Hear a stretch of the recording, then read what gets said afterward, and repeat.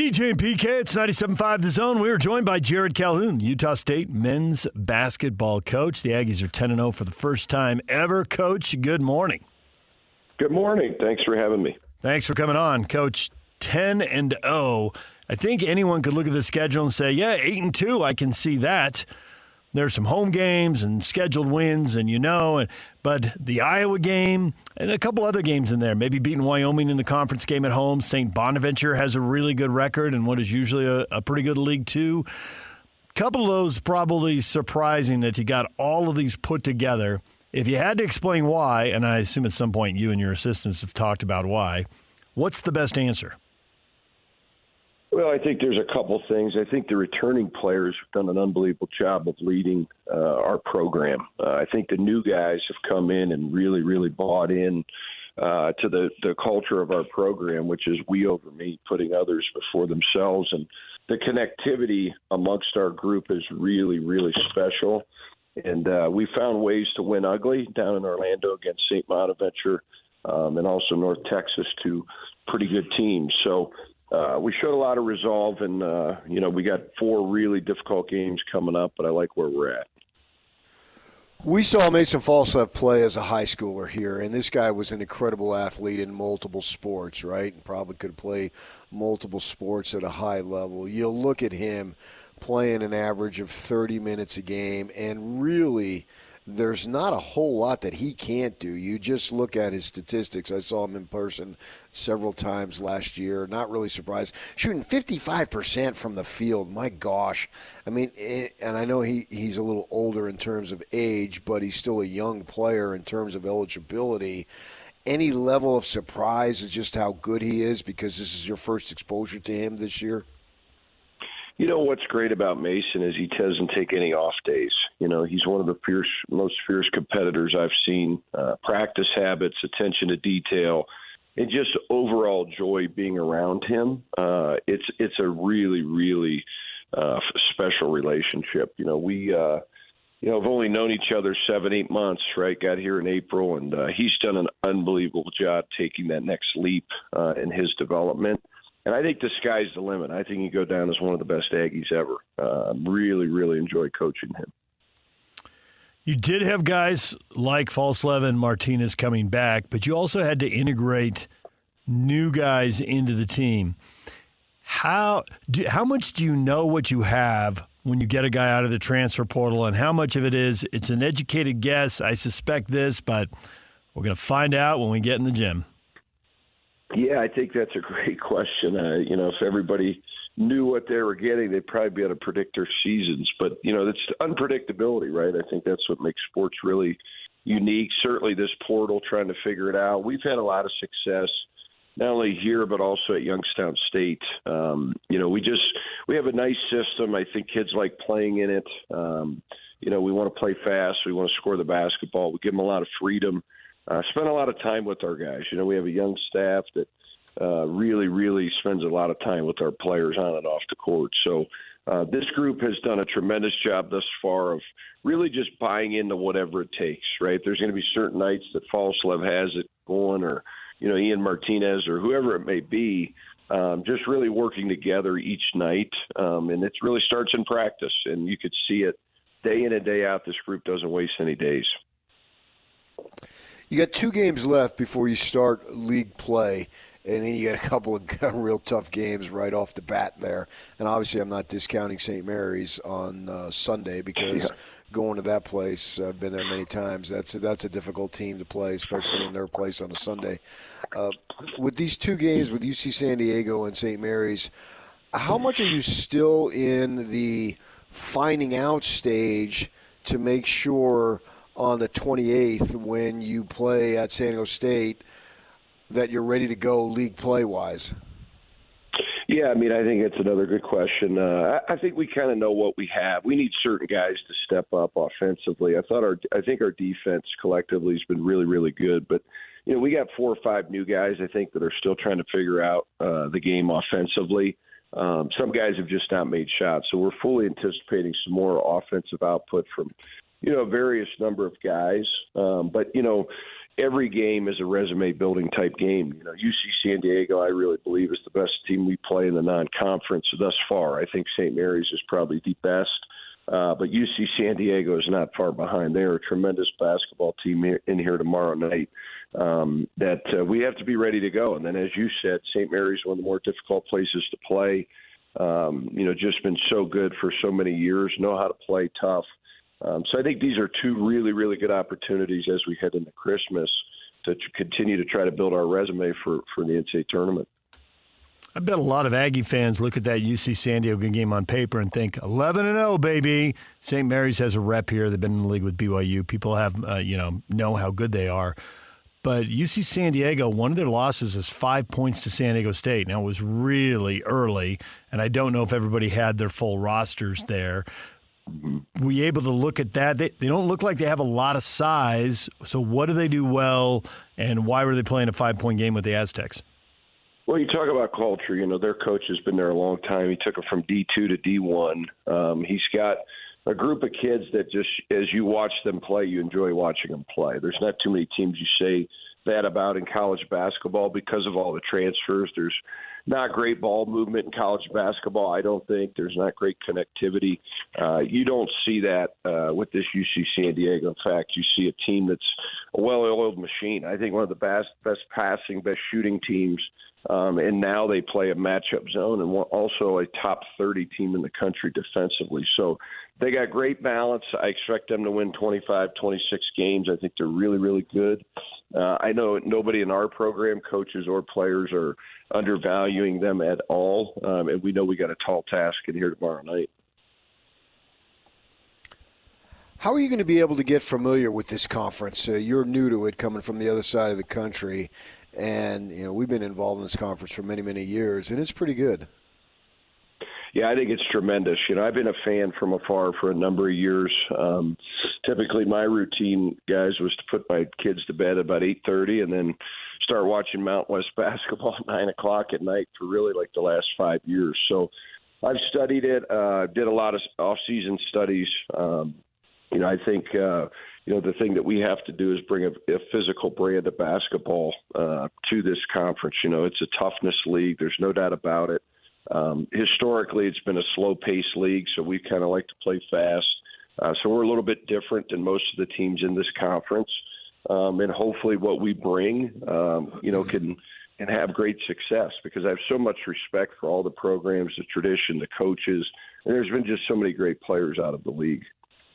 You mentioned UC San Diego's ball movement. The first time I watched your team play, the first thing I thought about it was, man, this is early in the season. Offenses are usually clunky. The defenses are ahead of the offenses. We know all that kind of stuff.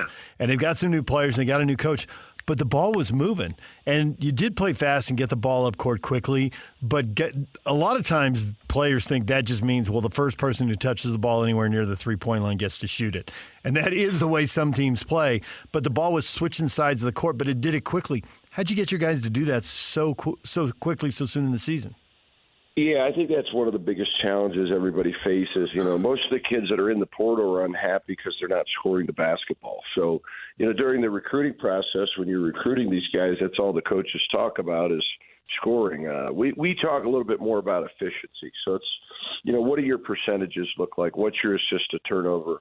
Ian Martinez, prime example, his last 4 years in college, he's been a negative assist to turnover guy, which means he's, not making great basketball decisions. Now this year, he has 35 assists and 13 turnovers. He's almost 3-1. So I'm so proud of him buying into the team, making the right decision, letting his eyes, determine where the ball should go. Dexter Acano, same thing, young man from Oregon State, career negative assist to turnover guy. Now he's almost a 2-1, right, assist to turnover. So I think just talking about the right things, helping them understand and see the game better, and then letting them make good decisions when they're out there is why we have good ball movement. One of the things that frustrates us as fans and media is that for years we always look forward to the in-state games. And now we don't have them. BYU playing Utah State and Utah State playing Utah, blah, blah, blah. You're brand new. What are your thoughts on that? Yeah, we've talked about it since we got here. certainly I think it's great for the fans. It's great for, the state of Utah. I personally would love to, start that back up again with Utah and BYU. We reached out to both schools. We'll continue to do that, have those conversations. Every coach is different. Scheduling is one of the most important philosophies to any program, right? So I think, we just got to get with Craig and Kev and, I see those guys on the road and talk to them and figure out what makes sense. But we certainly would be up for that. There's no doubt about it. In the past, that has hung up over who gets a home game first when you're restarting it, playing early or playing late in the non-conference. Has there been any has it gotten that detailed, or is it just? Yeah, I mean, we've told both schools we would, we'll start on the road. We'll go 2-for-1s, whatever that case may be. But we definitely are highly interested and really want to try to get that done. And we talked about even the Delta Center, right, playing somewhat of a neutral site. But I understand both programs, where they're at, where we're at. So hopefully we can work it out moving forward. Well, it's got to happen in December. I mean, it just has to, because a lot of these games, the teams come through town and you're not really sure who they are. But you want to buzz in December, play Utah and Utah State. Guaranteed you get tons of media exposure. The students go nuts for it. I used to work for the Salt Lake Tribune and was a beat writer for the Utes in the 90s when they had all those great teams. And, I went to the Final Four, all those NCAAs. But, man, you knew every other year going to Logan, no matter how good those Utah teams were, yeah, it was on when you went there. And everybody was excited about it. Yes. Yeah, no, I think it brings everybody together. It's, it's really, really good for people, and I think it brings joy to them. There's a passion here for basketball. There's a passion for the Utes, for BYU, certainly for the Aggies, and the other schools as well. It's a special state for basketball, and I think it should be played.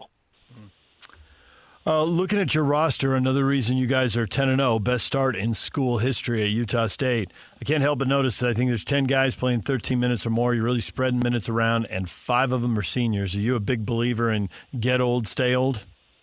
I am, yeah. I think, especially when you're coming in year one, I think, years 2, 3, and 4, I think will be a little bit different for us. Strategically, we will be recruiting a lot of high school kids in building with them and growing with them, and then adding 3 to 4 guys, but also retaining our players. I think that's the key, is the continuity, the consistency. It's something here that Utah State's been able to survive with the number of coaching changes. But, I think moving forward now, dealing with the portal and NIL and all the various factors, the biggest thing we can bring is continuity, right, with our roster. So that's what we're going to try to do moving forward. I'm wondering, as you head into conference play, how comfortable you're going to be with your size. You got some tall guys, but they're slender. You got Templin. He's a little shorter, but he's stocky, sophomore, and would come off the bench and create all sorts of energy last year. So could you speak to any level of concern about maybe not size but bulk? Yeah, I think you make a great point. I mean, I've talked about it since I got here. We've got 2 guys that are, 6'11", 7 foot. We got Carson Templin, Isaac Davis off the bench. So we really, we're dealing with 4 kind of forwards, and also Tucker Anderson at 6'8", 6'9", but he's about 215 pounds. So, yeah, what you're saying is definitely validated. We're tall, but we're skinny, right? So, we play a matchup zone. I think that can protect us at times, but at the end of the day, it really matters. Toughness matters, right? So when the shot goes up, are we going to be able to box these guys out? Are we going to be able to trap in the post? Those sorts of things. Right now, with our size, we're the second best offensive rebounding team in the country, right? So we've got some guys, I think, that have some determination, that have some care factor, that can hopefully overcome some of our lack of girth and, 240, 250 bodies that are we're more like in the 220, 225 range. So we just have to continue to get them tougher, collectively do it together, and then schematically try to help our guys with some certain things, whether that's trap at the post, from the passer, from the weak side. There's a lot of things we can do to help our post players, within our defense. Well, Coach, we appreciate a few minutes. Congratulations on the 10-0 start. I know the last 10 matter way more than the first 10, but you got to play the first 10, so you might as well win them, right? Yeah, you're exactly right, and thanks for having me. And anytime you want me on, I'd love to jump on with you, and go Aggies. All right, Jerrod Calhoun, Utah State men's basketball coach, a perfect 10-0 start. And Scotty G will be on the call Tuesday night, tomorrow night, as the Aggies play UC San Diego. As soon as I heard a matchup zone, PK, I thought of some local coaches away from cameras and microphones complaining about having to play Stu Morrill matchup zone early in the year. Like, yeah, we'll work on that, but there's not enough practices. We can't work on that yet. Throwing our guys in there, it's a meat grinder. Used to complain about that all the time. Correct me if I'm wrong. Did the Utes lose in Logan the year they went to the Final Four? I think they did. I think they did too, if I remember. What an experience to go up there. And you bring in Utah, you bring in BYU, you're guaranteed as raucous an environment as you're going to have in college basketball, which I think benefits your team whether you win or lose. Agreed. It gets you ready for conference games in hostile places, which the Utes and Cougars are going to have to do a lot of. I'm sure there's some thought of, man, we're already playing enough hard games in the Big 12. How many difficult games do we want to play in the non-conference? I'm sure they say that. I can hear you. Are you growling? Yeah, because it's ridiculous. It's one game. Suck it up. Sometimes you have to do things that are for the good of the bigger picture rather than what's in your singular best interest at all times. Yep. Totally agree. And that'll get you ready for a trip to Baylor or Kansas or Texas Tech or whatever. It's a kind of environment you're going to play in. And Aggies are 10-0, and they've done this on the strength of 7 home games and 3 neutral court games. And there's value in those neutral court games. That's how they got the Iowa win and the St. Bonaventure win, and those are good victories. But they haven't played a true road game yet. And, I mean, you look at the Mountain West, they're the only ones, but the best teams in the league have only played 1 true road game. San Diego State, New Mexico, Nevada, Boise State, UNLV, CSU, 1 road game. That's it for any of them. Nobody's gone on the road twice yet. That's not great for college basketball. There's got to be a rule. You got to go places. And as students are gone, so the environments aren't as good through the holidays, we get that. There's a place for these neutral court events, and you do get some marquee matchups. And, hey, Utah State, Utah, or Utah State, BYU at the Delta Center, I'm on board for it. That'll still be a good environment. Not as awesome as home court, but pretty good. Right. DJ and PK, it's 97.5 The Zone. Steve Cleveland, former Cougar coach, is talking hoops at 9 o'clock. I'll have to talk with him. The get old, stay old, 5 seniors playing a lot of minutes for Utah State. BYU, there's a lot of excitement over the freshmen coming in, but they're still freshmen. Can you have the same expectations for the one-and-done guys? We'll talk with Steve about that coming up at 9 o'clock. DJ and PK, it's 97.5 The Zone.